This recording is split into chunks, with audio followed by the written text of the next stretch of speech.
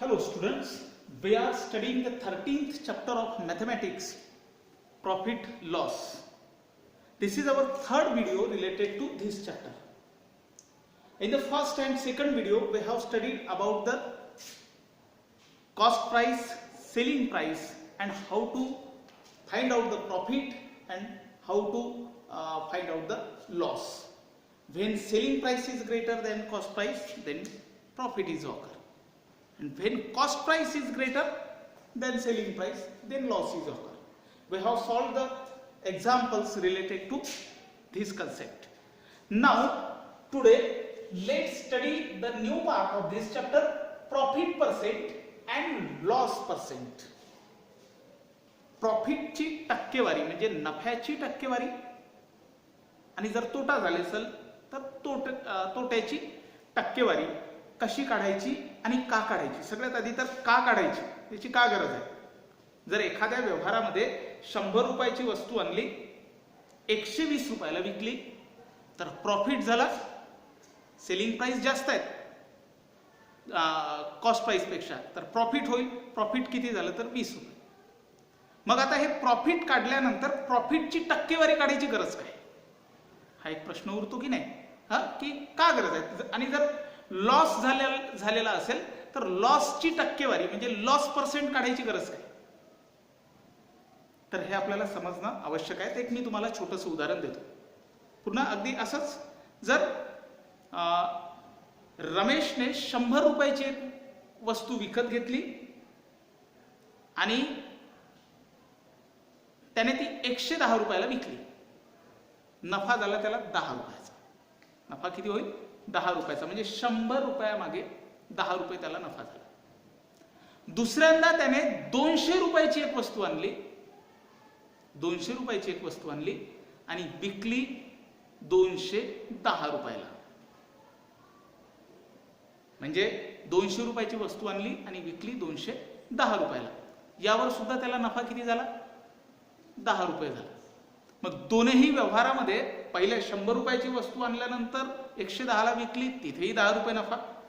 200 रुपयाची वस्तू आणली 210 ला विकली, तिथेही 10 रुपये नफा. म्हणजे पहिल्या व्यवहारामध्ये 100 मागे 10 रुपये वाचले, दुसऱ्या व्यवहारामध्ये 200 रुपयामागे 10 रुपये वाचले. प्रॉफिट जरी सारखं दिसत असलं तरी टक्केवारीत जर पाहिलं तर फरक पडतो. हा कसा, 100 रुपयामागे 10 रुपये वाचले म्हणजे 10% नफा झाला. आणि जर 200 रुपयामध्येही 200 रुपयामागे जर 10 रुपये वाचत असतील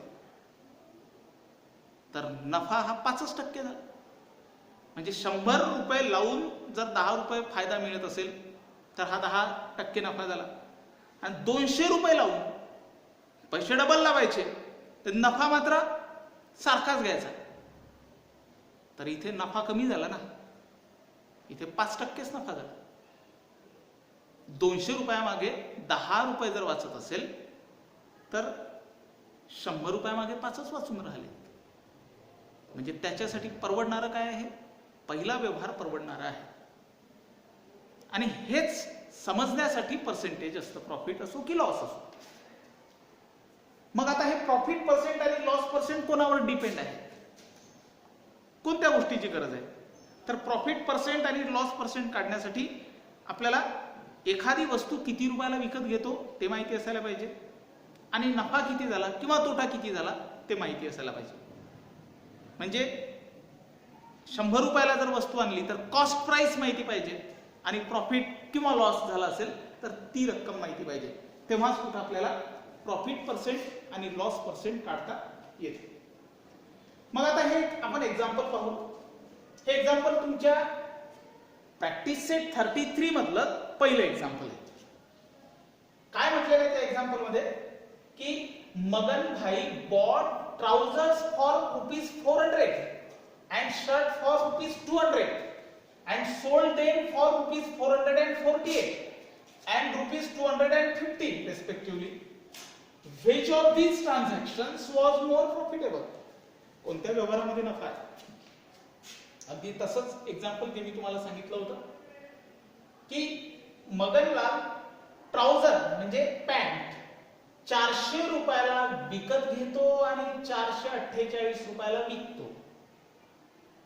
पहा, इन फर्स्ट केस, पहिल्या केसमध्ये म्हणजे किंवा आपण असं म्हणू इन ट्राउझरच्या संदर्भात जर विचार केला किंवा अबाउट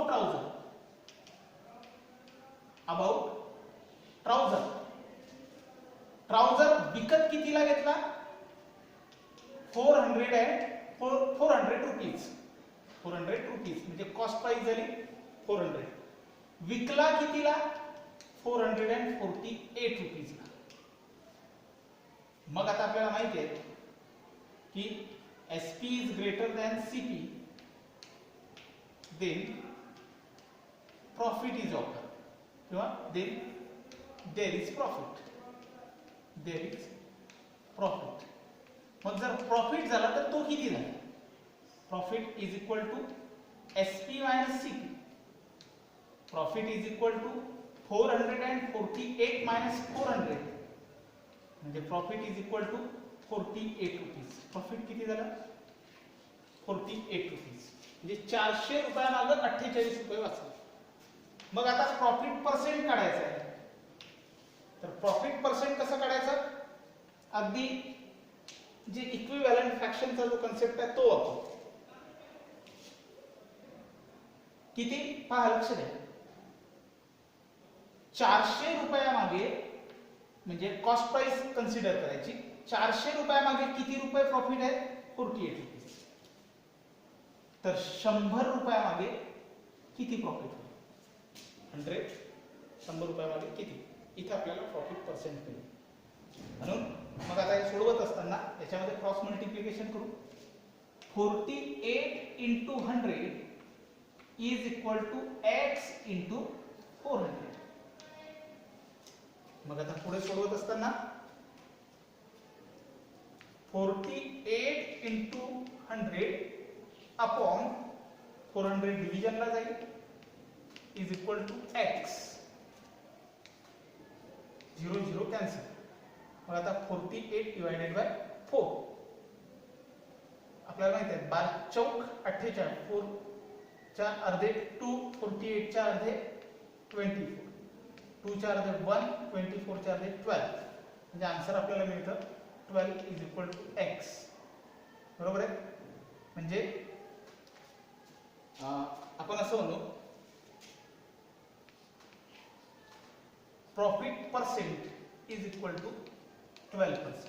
प्रॉफिट पर्सेंट तर असे लिहिता येतं किंवा आपण x म्हणजेच काय झालं? हे आपलं प्रॉफिट पर्सेंट. बरोबर काय झालं? 12%. ट्राउझर मध्ये 12% नफा झाला. आता विचार करू आपण अबाउट शर्ट. शर्ट किती रुपयाला विकत घेतला मगनलालने? तर ते घेतलं 200 रुपयाला. म्हणजे कॉस्ट प्राइस आहे 200 रुपीज. विकलं कितीला? तर 250 रुपीजला. म्हणजे सेलिंग प्राइस आहे 250 रुपीज. याही व्यवहारामध्ये आपल्याला लक्षात येतं की SP is greater than CP, then there is profit. इथे सुद्धा प्रॉफिटच आहे. मग जर प्रॉफिट आहे तर फॉर्म्युला प्रॉफिटचा वापरायचा. Profit is equal to SP minus CP.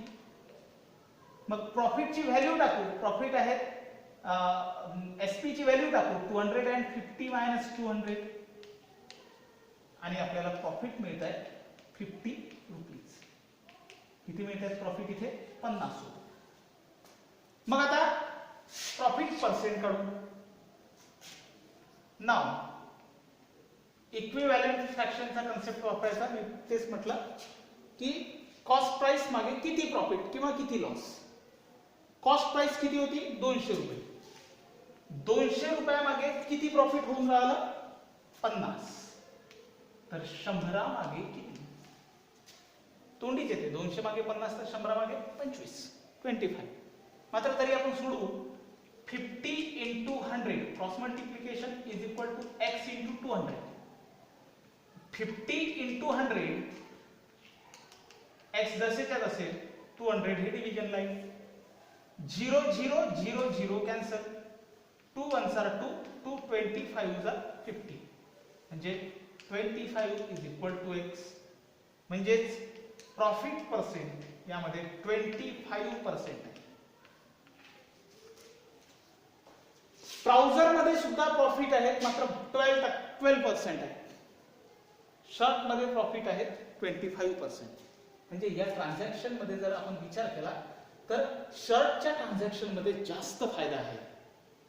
शर्टच्या transaction मध्ये जास्त फायदा आहे हे आपल्याला लक्षात येते. जर एकंदरीत एक्झाम्पल वाचलं तर असं वाटतं आपल्याला की नफा हा ट्राउझर मध्ये जास्त असेल, मात्र तसं नाही. नफा हा 200 मागे 50 रुपये वाचून राहिले, इथे 400 मागे फक्त 48 रुपये वाचून राहिले. 400 मागे 48 वाचून राहिले, इथे 200 रुपया मागेच 50 रुपये वाचून राहिले. म्हणजे खरा नफा तर शर्ट मध्ये. मग यावरून आपण म्हणू की profit percent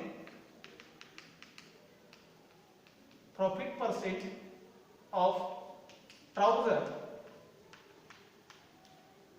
is 12% and for shirt is